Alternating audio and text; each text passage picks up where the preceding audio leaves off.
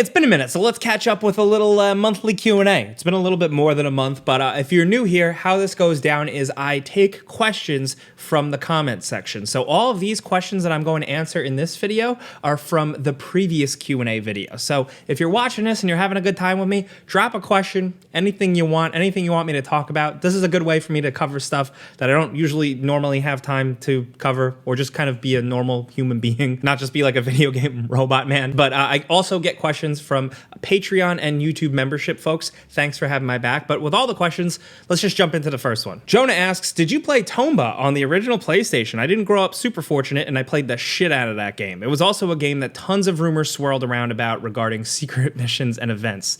Yes, I also played the shit out of the original Tomba. Actually, Tomba 1 and Tomba 2, specifically because I was the same way. It was like you had a game and you had to play the hell out of that game because it was all you got, right? So for me, those were blockbuster games, specifically games that I never owned, but I did probably rent both of them at least twice. I've been thinking about them a lot recently, very specifically because of the Klonoa re-release collection, you know, the collection of Klonoa 1 and 2 with beefed up graphics and modern presentation. It didn't age well. It didn't age the best. Now, I'm no disrespect, because I loved those games. But for that, it was very much like, oh, these are really simple games, huh? Like, I was young, I enjoyed them, and they're still good. They're still very wholesome, just good vibes, but it wasn't like the most compelling, epic, amazing platform experience that I kind of remembered it weirdly being. So I look back at Tomba, which I have not replayed, and I go, oh, maybe that's one that deserves to stay back in time. Some of you guys watching might be able to prove me wrong and say, nah, it holds up. I think the art style definitely does.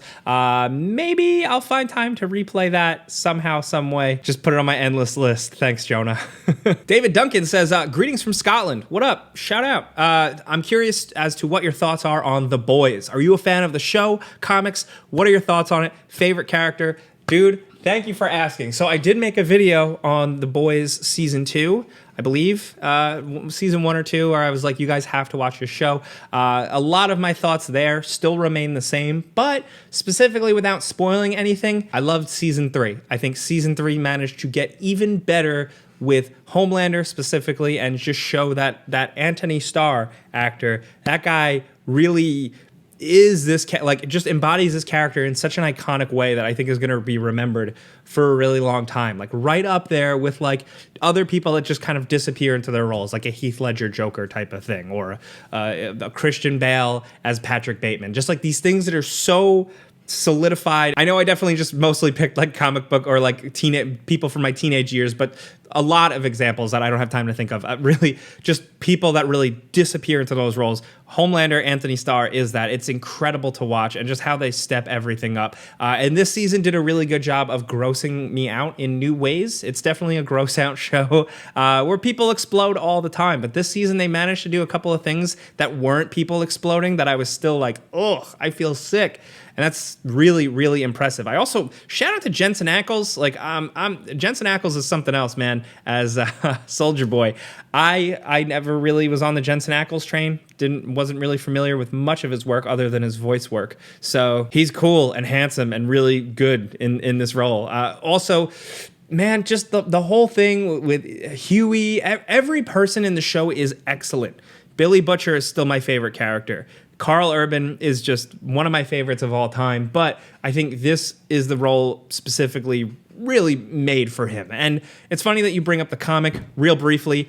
This is very hard for me to admit, because I'm usually the opposite, but like this is the one time where I prefer the show. I prefer like the way this show diverts, the way this show wants to tell these stories compared to the comic. The comic, I couldn't get into. I jumped into it, like, I can't remember if it was like right before the show started or right after the show started. And I read a fair chunk of it, so I kind of knew what was going on even up until this season. But I just was like, I really like the way this show portrays this much better. It's really a personal preference thing. Like the writer Garth Ennis, like there are some things of his that I do like, but sometimes I bounce hard off of it, and The Boys specifically is that. The show though, Best fucking thing ever. My Mind on YouTube asks, Jake, as I recall, you had some kind of art history degree? If so, even though it isn't the career path you ended up with, I've wondered if you would say it benefited your current career in some way. I've alluded to it, but like I've never finished college. I took a lot of art history classes, and English and art history was really always my thing. And it didn't really help me for this job, other than really just kind of what I learned from art history is really how to like stare at things and think of things. Really, that sounds really stupid, but if you've taken an art history class, you might get it. Like how you look at something and how you work through what you're seeing. It's almost like there's like a different theory or scientific method to some of it, just breaking down imagery, so to speak. It didn't necessarily always really help with my vocabulary, for sure. Like you guys know, my vocabulary is pretty basic, but occasionally I feel like I've referenced things here and there in terms of images. But ultimately, no, like while I took a lot of art history classes, the things that really helped me out for this job, I think, were like public relations and communications classes and English stuff. The English was always my thing. Writing was always my thing. The Sinless Assassin had some very nice things to say about me. I appreciate that. Cheers, dude. But he ultimately asked, how did you develop your overall positive attitude? Is it something you had to work at? Was it something you were taught at a young age? Or is it just the way you've always been? So the Sinless Assassin mentions this in terms of like my work, how I talk about games, how I look for the bright spot in games, and how even like I feel my mission has always been, even when I dislike something, I don't just go, that's trash. I find a way to talk about it and try and explain why it doesn't quite feel right for me. I think it's more productive, and it helps you appreciate what you do actually like about games. The positivity thing, this is interesting. I've never talked about this, but I was, oh man, as a teenager, dude, I was a negative, cynical person. So I still am. If you ask people in my personal life, especially about politics or society, like I am pretty cynical and negative, but I, for the most part, have turned it around from when I was younger. I was much, much worse. And it was a mental health thing. It was a kind of like, not everyone can fix themselves, but like for me, the way I tried to fix myself on my own was to really try and look for the good things, try and, embrace the positivity because it made me feel better. So I leaned into that. There's something called toxic positivity where it's just too much positivity and then you're like, you fucking don't know anything and like you're oblivious. I'm definitely not that. But as a teenager and then like having some rough spots out of high school and into college, like I really leaned on that to kind of get me through some things. So when it comes to talking about video games, reviewing video games, critiquing video games, it does bleed over. Yes, you might watch and think I'm still too nice on games or too easy on games.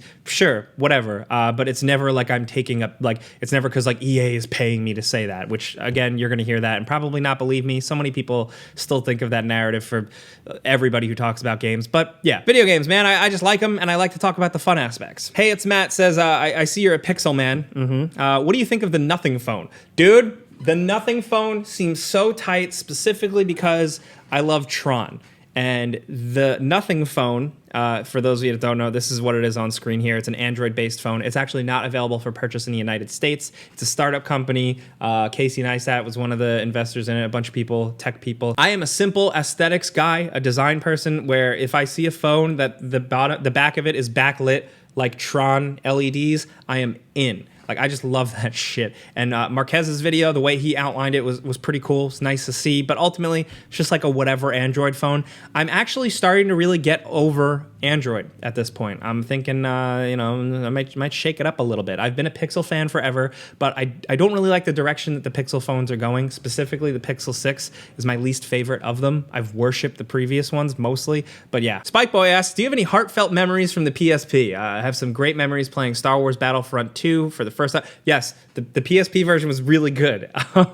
He says, I love my PSP. I got many great hours of it despite only having that one game for years. I only recently bought my second PSP game and I've been building my collection ever since. For me, dude, the PSP was pretty much like one of the, this is gonna sound silly, but for a while I didn't have a computer and the PSP was like one of the more solid mobile things to access the internet on, like I had to like go over to the computer and be landlocked, where this thing, wherever I was, not in my house because I didn't have Wi-Fi yet, but I'd go over to my uncle's house and I'd use it to download stuff and look at porn.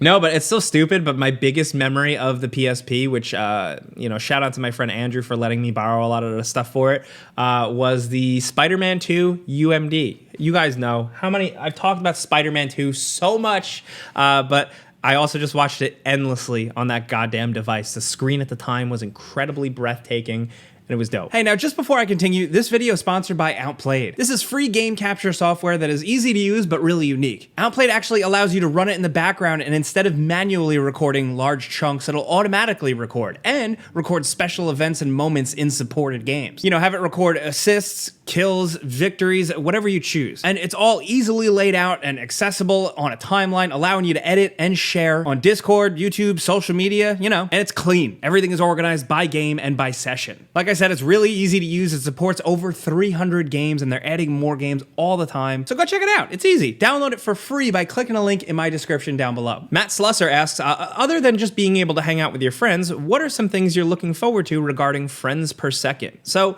the Friends Per Second podcast, the FPS podcast, if you will, is a new podcast I started with Skill Up, Lucy James from GameSpot, and The Completionist, from YouTube. First of all, I can't believe I'm on a podcast with any of them. That's nuts, but it's been really fun. It's an every other week podcast. I'll link it in the description down below. I'm looking forward to just kind of having a different thing, but I'm really looking forward to being challenged. I'm very much in my own bubble. I just talk about, like, as much as I work with people, I'm still kind of like a loner. I just kind of talk about my game and that's it. So to be challenged is going to be pretty interesting. And also just do fun stuff that I've never done here or with Game Ranks. Like Game Ranks isn't into merch or events or anything like that. They keep it simple where I don't know, I think Friends Per Second, if it pops off like we hope it does, we could do some fun stuff, raise some money for charity, do a cool event, maybe have silly t-shirts. It's not really I'm saying as a money-making thing, but just stuff I've never tried as an internet guy. There are no Jake Baldino shirts. There's no before you buy Game Ranks thing shirt. So I don't know. I feel like there's fun opportunities for that for Friends Per Second. But again, really the bottom line is just talking to different people. I might be going on a little bit too long about this one, but the lineup is so good for me personally because it's a lot of what I love. You have Gerard the Completionist, who is old school YouTube. I've been on this website for a long time now. I feel like probably 10 years, and he's been on it longer. And there's only a select few people where they're the old heads where you can really understand how it used to be. So I'm looking forward to that. Again, Skill Up in terms of just if you search reviews of new games, it's him and I and ACG come up. So to have Ralph to kind of bounce off of is really cool. And then Lucy on the media side. I, as a kid, wanted to grow up and be a game journalist and write for one of those magazines or one of those big websites. And Lucy has been doing that and doing it really in the video sense in a lot of ways too. So it's just really a perfect mix of people, of things I like in this industry. Anyway, I've talked way too long about that. Check out the podcast. Our next guest is really awesome. I can't reveal it yet, but yeah. Lil Cheesebag says, I remember cutting out Game Informer articles and pictures and pinning them to my wall so I wouldn't forget about them. So this is in response to a question I talked about last Q&A video, specifically about video game magazines and how much I used to love them and worship them and stare at the screenshots. When the Resident Evil 1 remake was coming out for GameCube, I had cut out pictures of Jill and Chris and had them taped up in my locker at school. I was so fucking hyped for that because I worshipped the original game back in the day, but to see them in all their glory, I thought they looked so cool and so badass that I had them on my locker. I had Dante from Devil May Cry 1, Devil May Cry 2. I had Metal Gear Solid 2 Snake that I ripped from an old EGM magazine. I'm just really bringing in the ladies, that's for sure. Shane Harrington asks, Jake, I really miss the days of third-person gritty shooters like Max Payne, MDK, Apocalypse, Siphon Filter, etc. First of all, the fact that you mentioned Apocalypse is incredible. No one's ever done that before. That's awesome. What do you think a modern gritty version of this might look like today? And why do you think they've fallen off as a genre? I don't really know how they've fallen off. I'm curious to see. I feel like if anything, they can make a comeback, specifically because, there was a dip where a lot of people thought that single player straightforward games were going to die off, but we're still getting bangers all the time. So I think that it's just like different subgenres of that need to find their time to research. Also, in your list, I wish you mentioned Dead to Rights, because Dead to Rights was also sick. There was a dog. Anyway, yeah, it is a bummer for me. There's like a really there's a big void. You know, it bums me out. There is one game I've had my eye on.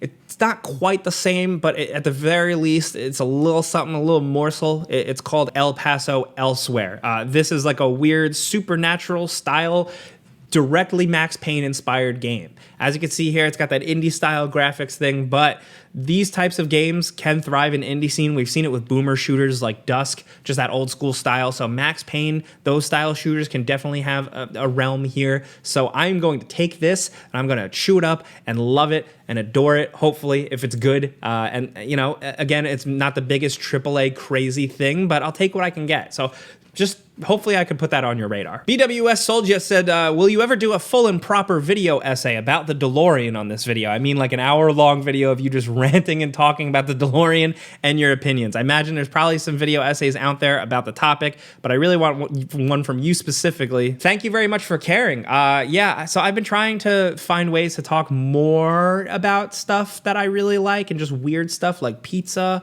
and DeLoreans and stuff, like without completely tanking the channel. We're working on that. I got some cool ideas I'm looking forward to. But yeah, the DeLorean, I don't know if I could ever pull an hour. I don't think I have the bandwidth to make hour-long videos anytime soon. But I have plans to talk more about the DeLorean soon. So it should be fun. Also, Donut Media does some really good DeLorean videos. Shout out to them. They're like a big car YouTuber, but I highly recommend searching them and DeLorean if you want to learn more. They do good stuff. Eugene Dixon says, X-Men fan. See, this is why I do these Q&A videos, dude, because it's like, I guess people don't realize just how about certain things I am. Yes, huge X-Men fan. Eugene says, if so, who's your favorite character? Mine would be Nightcrawler. Keep up the awesome hair, Jake. Thank you. For me, like, it's like my silly answer is Morph. And just like the various Morph things that went down as a big fan of the original animated series from the 90s. But it's a hard question. It's one I kind of bounce all around with. I really like Rogue, really like Beast in some iterations. Wolverine, obviously, but that's like easy. Gambit, and like when they were making a Gambit movie, everyone was so excited except me. I was so pissed because it just like I just had not good vibes about it. I feel like Gambit deserves just something great. Colossus. And also, I think of villains, like, I think Magneto is like one of my favorite villains, straight up. I mean, like him and Doctor Doom, which maybe one day in movies, but yeah, X-Men is tight. I still have the arcade one-up over there of the Marvel X-Men brawler that I still haven't put together. I gotta get my ass on that. Oh boy, Faraj says, I don't know if you've answered this already. What's your biggest hot takes on popular games or movies? All right, well, you know, I'll have a hot take. There's hot takes for every day, dude. So for today, let's go with, I've been thinking there can be too much of a good thing. I'm looking at whether it's Star Wars or the MCU or a game with a million sequels, you can have too much. And I don't think that, like, in the endless, like, get profit, keep going, keep giving the people what they want. I think some things kind of lose impact. The basic example I always go to, people aren't going to want to hear this, is John Wick. First John Wick, incredible, amazing. Second John Wick, fun, awesome. Third John Wick, pretty cool. Fourth, like, you see what I mean? Like, it's starting to lose its mystique, the allure of John Wick. We finally got his origin. Oh, it turns out he's just Black Widow. Like, and the action kind of, like, it starts to lose that crunch after a while because it goes on for so long. Like, I'm still glad they're being made. I love action like that. We don't get enough action like that, the way that is made in mainstream movies anymore. But like, again, it's like too much of a good thing. The John Wick part specifically is probably my hottest take. I've got the heat on that on social media before, but do you get what I'm trying to say here? Halo's Finest 88 says, did you join in on the midnight releases for larger new games, new consoles? Do you miss those kind of events? I have fond memories of them, Halo 3 in particular and the Xbox 360 launch, but probably won't partake anymore. I'm old. Yeah, I don't do them much anymore. I think the last one I did was the Nintendo Switch. I was very, very excited, but I've been doing them for a long ass time and loving it, and specifically often putting my health at risk in the harsh New York winter, specifically waiting during like a hail sleet storm for Xbox 360 outside of a Target overnight, taking shelter underneath a shopping cart. It was not a good idea. I felt myself like slipping to the cold here. Also waiting online for the Wii U Smash at the Nintendo store, the Nintendo New York store, which was a fucking freezing cold night. It was worth it though. I got the game, I got the bundle I wanted with the GameCube adapter. I got like a bunch of goodies and stuff. That stuff is so much fun. I've been doing it for a long time, and I used to try and make videos where I'd interview people online, and they were probably just annoyed at my existence, but that was like a long time ago, back before a lot of people were doing it. I was doing that for like Gears of War 2, Gears of War 3 midnight releases, stuff like that. So yeah, good times though. But would I do them now? I don't know. I feel like I still would. It'd be fun. I should probably go to one. Thanks for mentioning that. Now I'm going to do that. Kevin asks, has anyone in the video game content creator community ever gotten into an argument with you over your positive take on a game? Yeah. I also don't think it's bad to, not name names, because I think the ultimate outcome is good. For a long time ago, I put out a video and I got a comment from Angry Joe being like, dude, you're too soft on this game, blah, blah, blah, blah, blah. Pretty aggressive. And I came back and I was like, hey, there's a better way to go about this. We're two professionals. And it just so happened that like a couple of weeks later, him and I happened to meet up at an event. We ran into each other and we were at a bar and we hung out and we talked it out, and it worked out great. He understands where I'm coming from. I, of course, understand where he's coming from. And it's not like an exciting story because there's no drama. I know internet people love drama, but no, he's cool. I'm cool. Obviously, we have very different approaches to our work, but it was just nice. It was a good outcome, and people are nice, and things are good. Anyway, whoo boy, that was a spicy one. Thank you very much for your questions. Like I said, drop them down there for the next one. Definitely want anything you're interested in. Topical stuff definitely always helps too, but whatever you want to ask, new or old, hit me up. Big thank you again. If you saw our sponsor spot, clicking on our sponsor, very much appreciate that. But if you just like what I'm doing here, I'm just talking about stuff that I love, of course, my spiel, clicking the like button does help me. Thank you. But that's it. That's really it. So thank you guys for watching. See you next time. Subscribe because video games, pizza's on me.